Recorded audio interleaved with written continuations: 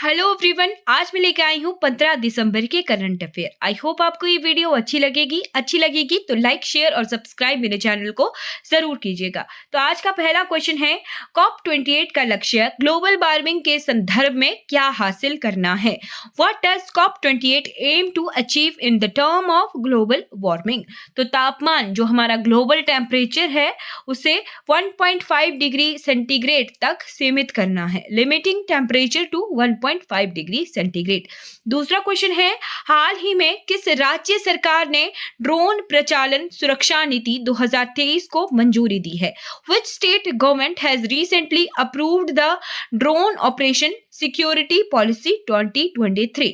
तो ये उत्तर प्रदेश ने इसे मंजूरी दी है, ड्रोन प्रचालन सुरक्षा नीति यानी ड्रोन ऑपरेशन सिक्योरिटी पॉलिसी 2023। आज का तीसरा क्वेश्चन है, हाल ही में वाकू टू द फ्यूचर संयुक्त राष्ट्र जलवायु वार्ता 2024 कहां पर आयोजित होने वाली है? वेयर इज द रिसेंट वाकू to the future UN climate talks 2024 going to be held? तो ये अजरबैजान में होने वाली है। चौथा क्वेश्चन है, हाल ही में किस उच्च न्यायालय ने फैसला सुनाया कि विधि अधिकारियों की नियुक्ति के में आरक्षण के नियम का पालन करने की आवश्यकता नहीं है?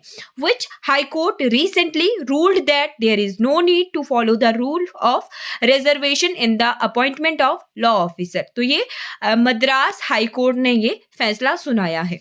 पांचवा क्वेश्चन है, हाल ही में दुबई में कॉप 28 के दौरान किस देश ने संयुक्त राष्ट्र के रेस टू रेजिलियंस में अपनी भागीदारी की घोषणा की है?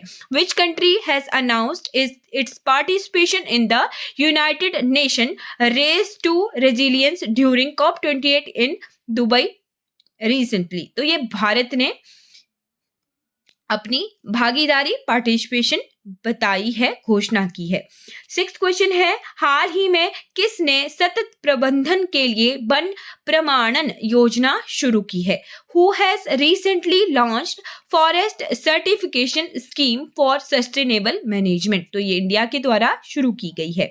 सेवेंथ क्वेश्चन है, संयुक्त राष्ट्र महासभा द्वारा मानव अधिकारों की सार्वभौम घोषणा UDHR को मंजूरी देने के उपलक्ष्य में प्रतिवर्ष 10 दिसंबर को मानवाधिकार दिवस मनाया जाता है। वर्ष 2023 की थीम है ह्यूमन राइट्स डे की जो थीम क्या है 2023 की? तो सभी के लिए स्वतंत्रता, समानता और न्याय, freedom, equality and justice for all, ये जो है 10 दिसंबर को मनाए गए ह्यूमन राइट्स डे की थीम रही है 2023 की। ध्यान रखना है 10 दिसंबर को इंटरनेशनल ह्यूमन राइट्स डे के रूप में मनाया जाता है, अंतरराष्ट्रीय मानवाधिकार दिवस के रूप में मनाया जाता है। आठवां क्वेश्चन है, FIH हॉकी पुरुष जूनियर विश्व कप 2023 किस शहर और देश में आयोजित किया गया है? In which city and country is the FIH hockey men's junior world cup 2023 held? तो ये मनाया गया है कुआलालंपुर मलेशिया में। कुआलालंपुर मलेशिया में ये मनाया गया है junior man hockey world cup. Ninth question है, दुनिया का पहला मीथेन संचालित रॉकेट जूके-2 किस द्वारा हाल ही में लॉन्च किया गया है? The world first methane powered rocket जूके-2 has been launch recently by, तो ये चाइना के द्वारा लॉन्च किया गया है।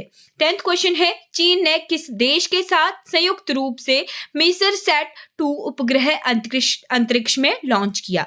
With which country did India jointly launch the मीसरसैट 2 सैटेलाइट इनटू द स्पेस? तो ये मिस्र यानी इजिप्ट के साथ लॉन्च किया गया है। चाइना और मिस्र का ये समग्र जो है उपग्रह है, मिला जुला, राइट, ज्वाइंटली इन्होंने लॉन्च किया है। 11th क्वेश्चन है, हाल ही में कब अंतरराष्ट्रीय चाय दिवस मनाया गया? When was international T day celebrated? तो ये 15 दिवस को मनाया जाता है अंतरराष्ट्रीय चाय दिवस। 12वां क्वेश्चन है, किस देश को अंतरराष्ट्रीय समुद्री संगठन IMO ग्रीन वॉयस 2050 परियोजना के लिए अग्रणी देश के रूप में मान्यता दी गई है? Which country has been recognized as the lead country for the International Maritime Organization IMO Green Voyage 2050 project? तो ये भारत को जो है अग्रणी देशों के रूप में मान्यता दी गई है, लीड कंट्री बनाया गया है भारत को International Maritime Organization green voyage 2050 project के लिए। आज का 13वां क्वेश्चन है, किस मंत्रालय ने परियोजना परिसंपत्तियों की जियो टैगिंग के लिए एक मोबाइल आधारित समाधान M एक्शन सॉफ्ट लॉन्च किया? Which ministry launched M Action Soft, a mobile-based solution for geotagging of project assets? तो ये मिनिस्ट्री ऑफ पंचायत राज के द्वारा, पंचायती राज मंत्रालय के द्वारा शुरू किया गया है। 14th क्वेश्चन है, हाल ही में किसने कानूनी कार्यवाही में क्षेत्रीय भाषा के उपयोग को सुविधाजनक बनाने के लिए एक AI संचालित अनुवाद उपकरण सुभाष पेश किया है? Who has recently introduced Subhas SUVAS, an AI-powered translation tool to facilitate the use of regional language in legal proceeding? तो ये सर्वोच्च न्यायालय यानी सुप्रीम कोर्ट के द्वारा शुरू किया गया है। सुभाष एक AI पावर्ड ट्रांसलेशन टूल है ताकि जो है रीजनल लैंग्वेजेस में लीगल प्रोसीडिंग की जाए। ओके, क्लियर हो गया होगा। कानूनी कार्यवाहियों को क्षेत्रीय भाषा में उपयोग के लिए सुविधाजनक बनाने के लिए शुरू किया गया है सर्वोच्च न्यायालय यानी सुप्रीम कोर्ट के द्वारा। किस राज्य में बसों में महिलाओं को मुफ्त यात्रा प्रदान करने के उद्देश्य से महालक्ष्मी परियोजना लागू की गई है? तो which state has implemented Mahalakshmi Yojana with the aim of providing free travel to women in buses? तो ये तेलंगाना के द्वारा शुरू की गई है महालक्ष्मी योजना। आज के हमारे 15 क्वेश्चन कंप्लीट हो जाते हैं। आई होप आपको ये वीडियो अच्छी लगी होगी तो लाइक, शेयर और सब्सक्राइब मेरे चैनल को जरूर कीजिएगा। Thank you for watching.